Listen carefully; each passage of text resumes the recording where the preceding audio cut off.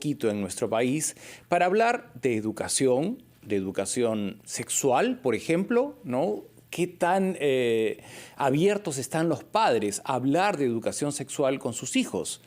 Hemos sido testigos de excepción y seguimos indignados, frustrados, porque ¿qué herramienta se le puede otorgar a una pequeñita de 3 años de edad para que enfrente a un depredador de 48 años de edad que la secuestra, con ventaja le lleva a otro domicilio, ya asumió todos los cargos de lo que se le acusan?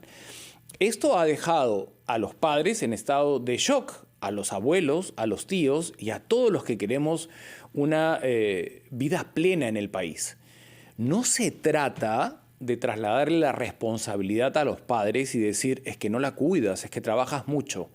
Tenemos que aspirar a vivir en una sociedad donde tú puedas dejar a tu hijo en un parque, te vas a comprar algo, regresas y nadie tiene por qué tocarlo. Los padres no tienen ninguna responsabilidad de una atrocidad de la que hemos sido testigos.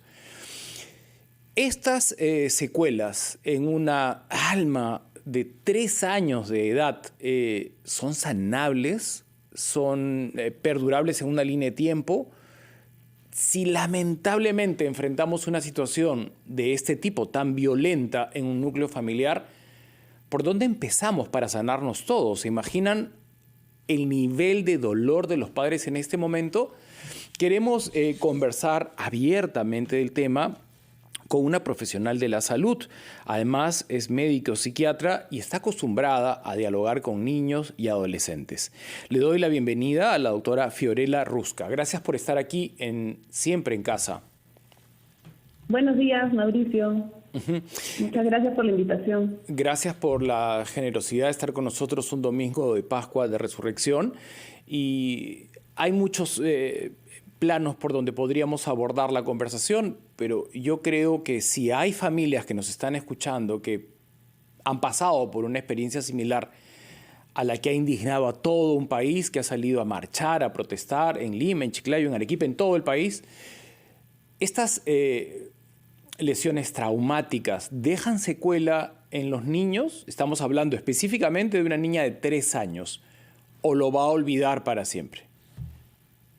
Lamentablemente, la violencia sexual va a tener un impacto a corto y largo plazo, ¿no? Tenemos estudios, investigaciones que mencionan cómo eventos adversos en la infancia de este tipo van a irrumpir de alguna manera en el neurodesarrollo, ¿no? Haciendo que de alguna manera se predisponga la persona a sufrir mayores problemas a nivel emocional, social, cognitivo. Y nosotros tenemos que evitar que esto, ¿no?, este impacto que va a tener, se siga complicando en su desarrollo con adopción posterior de conductas de riesgo, ¿no?, mayor vulnerabilidad a enfermedades, tanto físicas como mentales, y bueno, desenlaces que no queremos, ¿no? Se pueden hacer cosas, yo no quiero ser pesimista y negativa, definitivamente cómo el entorno aborda rápidamente esta situación va a favorecer que el evento no sea tan traumático, pero que decir que no va a tener ningún impacto, eso es imposible.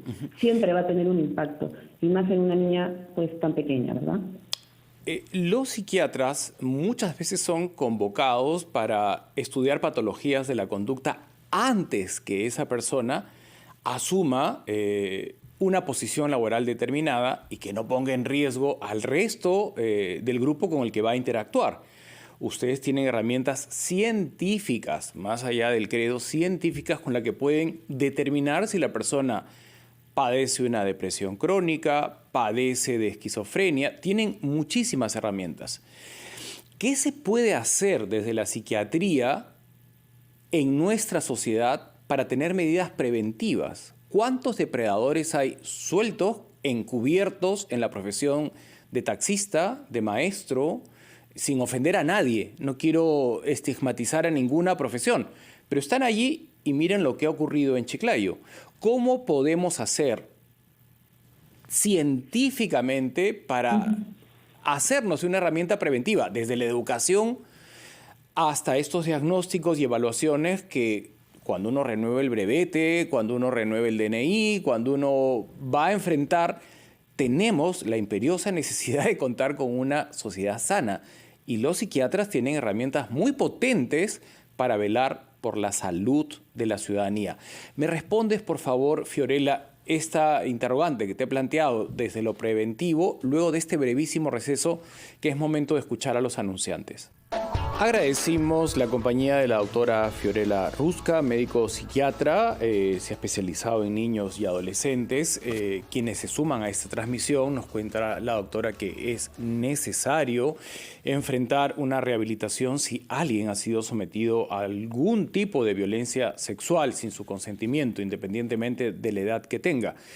Sigue el país consternado con la noticia que nos vino de Chiclayo, donde Juan Enrique García, de 48 años de edad, secuestra a una niña de 3 años, la retiene en otro domicilio que no es el suyo y ya asumió todos los cargos. El individuo está preso en el penal de Pixi y seguirá su proceso con la respectiva sentencia.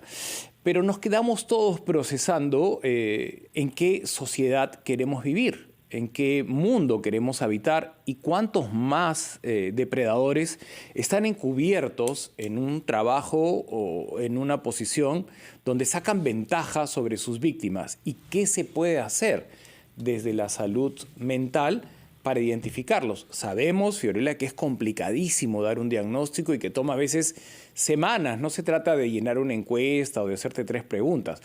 Sabemos, pero creo que valdría la pena, por complejo que sea, ir viendo si es que tiene la psiquiatría, y esa es la respuesta que estábamos esperando antes de irnos a los comerciales, si tiene la psiquiatría algunas herramientas científicas para identificar que alguien es un potencial depredador sexual. Mauricio, es una pregunta interesante, pero lamentablemente la respuesta es desalentadora, porque no tenemos un perfil único de un abusador. Lo más triste es que los abusadores generalmente son personas dentro del núcleo familiar, 80-90% de los casos. Son personas cercanas a la víctima, papá, tío, padrastro, primos.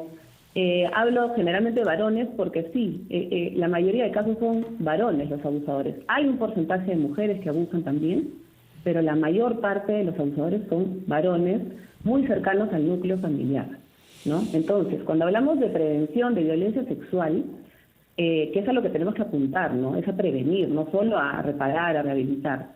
Tenemos que hablar de un tema que atraviesa a toda la sociedad, porque es un problema de salud pública. Es algo estructural.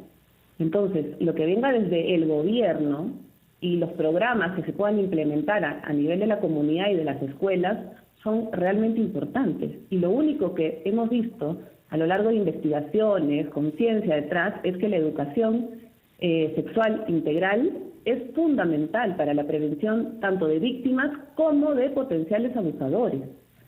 Porque muchas veces ni las víctimas ni los abusadores saben lo que realmente están haciendo. Y hay muchas víctimas que no pueden reconocer que han sido abusadas porque no han tenido la información correcta. Y la educación sexual integral se puede aplicar desde muy pequeñito, desde la cuna. Entonces, entendemos que la psiquiatría tiene herramientas potentes, pero es imposible bajo un proceso sumario identificar previamente a un depredador, porque no los hay de un solo perfil. Los hay profesionales, analfabetos, jóvenes, adultos, con educaciones básicas y también con educaciones académicas. Están finalmente expuestos de muchas maneras. Y sin embargo, estamos hablando ahora los peruanos de sanciones ejemplares para que esto no se repita. Desde la sanción, ¿se pueden hacer las enmiendas si tuviésemos pena de muerte, si estuviese vigente la castración química? Una persona que ha sido capaz, ¿no?, de vulnerar una niña inocente, o sea, ha sacado una ventaja enorme sobre alguien que no tiene ningún mecanismo de defensa, ninguno, cero. ¿Es posible hablar de una rehabilitación? Uno entra a un centro de rehabilitación que es un penal o al que corresponda, pero ¿se puede rehabilitar a alguien que ha sacado ventaja y ha abusado y ha depredado a una niña inocente? ¿Tienen cambio? ¿Tienen cura? Es muy difícil, ¿no? En realidad lo que hay que hacer, como tú dices, es una pena, un castigo. Esto es un delito. O sea, el abuso sexual infantil, recordemos que es un delito. Entonces hay que tratarlo como tal. Ahora, Más allá de que la persona dentro de su pena tenga orientación psicológica, rehabilitación de diferentes tipos, pero no podemos exponer más a que esta persona vuelva a hacer lo mismo con otros niños. Y por eso necesitamos, sí, penas ejemplares, ¿no? Condenas ejemplares, rápidas, ¿no? Rápidamente que lo sentencien y que esta persona pues sea apartada de la sociedad. Los únicos que podemos proteger a los niños somos la misma comunidad, la misma sociedad. Los niños, como tú dices, son indefensos y más cuando son más pequeñitos, ¿no? Siempre podemos darles algunas herramientas, pero no van a ser suficientes si los adultos a su alrededor no los cuidamos, no estamos atentos, no estamos preparados para enfrentar algo como esto, escuchar y creer, porque muchas veces hay niños ya más grandes que hablan del abuso sufrido y no les creen. Sí, lo triste es lo que has señalado y hay que aceptarlo como una realidad. Los abusadores están dentro de un núcleo familiar, dentro de un núcleo social a veces. Uno manda a los hijos a unas clases determinadas y resulta que el que le está dando las clases es un abusador. Están ahí, siempre están ahí. Pero esta manifestación ante el episodio escalofriante, espeluznante de la niña en Chiclayo de 3 años, ha movilizado masivamente a ciudadanos con carteles rechazando el acto. ¿Algo lo tomarías como un inicio de cambio? Porque si normalmente las familias aceptaban y se hacían, lo más triste de donde quiero llegar, es que se daban cuenta que había un tío abusador, pero miraban al costado, miraban arriba y no confrontaban al tío. La vida continuaba, o al primo, o al sobrino, ¿no? O al chofer, o a quien sea, ¿no? Pedían a la víctima, ¿no? Que oculten la información, que no lo hablen, que no lo cuenten. Claro, no lo digas, ¿no? No lo digas, ya pasó, ya fue. Para graficar, creo, meter la basura bajo la alfombra no ha ayudado durante muchos años. Pero esta vez hemos visto una reacción de indignación masiva a nivel nacional. Después de tantos mensajes, ¿no?, por una educación sexual igualitaria, ¿crees que se ha empezado a mover algo en nuestro país?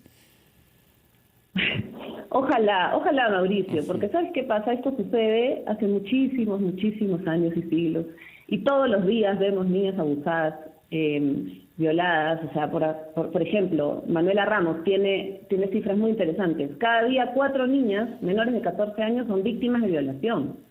Y son forzadas incluso a llevar embarazos que no desean, embarazos que las revictimizan, que son productos de una violación. Entonces, estamos hablando de muchas cuestiones, porque entramos en estos grupos que están en contra de la educación sexual integral, como con mis hijos no te metas, que eso hay que hablarlo solo en casa. No es así, no es suficiente. Necesitamos, desde el Ministerio de Educación, desde el gobierno, cambiar esto de manera estructural. Si no, esto va a pasar, esta noticia va a indignar al país 3, 4 días, una semana, y luego se van a olvidar. O sea, tenemos que ir a las autoridades y realmente pedir cambios y no retrocesos en nuestra educación. O sea, retroceder en cuanto al enfoque de género es terrible, es exponer más a nuestros niños a situaciones como la que ha pasado con esta niña Damaris. Sí. Es indignante. Es indignante y importantísima tu reflexión con respecto a saber qué pasa por la cabeza de las autoridades. Yo hasta ahora no salgo de mi asombro cuando, por ejemplo, un juez que concentra poder y administra justicia tiene un caso de mujer violada y dice, la violada tenía ropa interior roja. Por lo tanto, el hecho de que tenga ropa interior roja fue como una suerte de provocación para que el hombre la viole. O sea, eso lo hemos leído los peruanos hace poco y algunos no hemos salido de nuestro asombro, pero hay que reconocer que otros dicen, sí, pues ella lo provocó. Entonces, eso es lo que queremos cambiar. O si tenemos un caso de violencia doméstica, hay mujeres congresistas que dicen, ¿qué le habrá hecho, pues? ¿Qué le habrás hecho? Entonces, todavía vemos de parte de quienes tienen poder y autoridades cimientos machistas a flor de piel que no deberían estar vigentes. Por lo menos ir a esas autoridades, ¿es viable? ¿Es posible? Bueno, tenemos que acudir pues a centros de emergencia mujer, a la línea 100, cuestiones del Estado ya más preparadas, porque lamentablemente en las comisarías pasa mucho que cuando uno va a denunciar culpan a la víctima, ¿no? Como tú bien dices, ¿qué hiciste? ¿Qué le habrás dicho? ¿No? ¿Cómo habrás salido ese día? Como bien dijiste al inicio, uno debería poder estar en la calle solo, caminar, siendo niño, niña, mujer, varón, y que nadie te toque, y no te pase nada, ¿no? Por más que no tengas pues suficientes prendas o las que suficientes para la sociedad, ¿no? Claro, una educación en respeto, ¿no? Que el cimiento sea el respeto. Si la mujer está desnuda en la calle, eso no te da derecho absolutamente a nada. Y si el hombre está desnudo en la calle, tampoco te da derecho a nada. Así es, pero aspirar a eso pues es complicado, ¿no? En una sociedad como la nuestra nos falta mucho, y nos falta mucho desde la protección a la infancia, que es algo fundamental. Y en la pandemia lo hemos visto, tenemos todavía escuelas que no regresan a la presencialidad, ¿no? Hemos hablado de este tema en algún momento, o sea, como el colegio también es como un segundo hogar, donde encuentran figuras adultas saludables para ellos, que muchas veces no la encuentran en casa, ¿no? Entonces, ¿qué estamos haciendo con nuestros niños? Una vez que se desencadenó la tragedia, el acto espeluznante de la violencia sexual, has mencionado desde tu profesión como psiquiatra que es muy complicado superar el daño, ¿no?, que tiene la víctima. Hay que someterla necesariamente a un tratamiento continuo, tiene que aprender a convivir con esa herida, o es superable según la magnitud del episodio.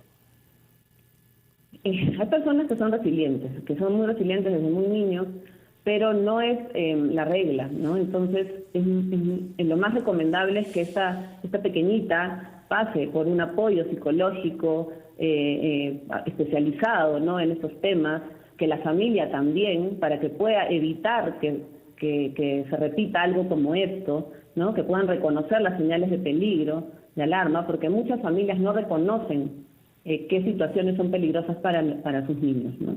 Entonces hay que hacer todo un trabajo, no solo a nivel individual, sino familiar y hasta comunitario.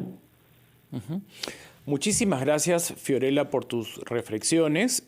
Educación, educación y más educación es lo que Fiorella recomienda como principal medicina para evolucionar en una formación igualitaria. No tienes derecho a tocar absolutamente nada de nadie sin el consentimiento de esa persona.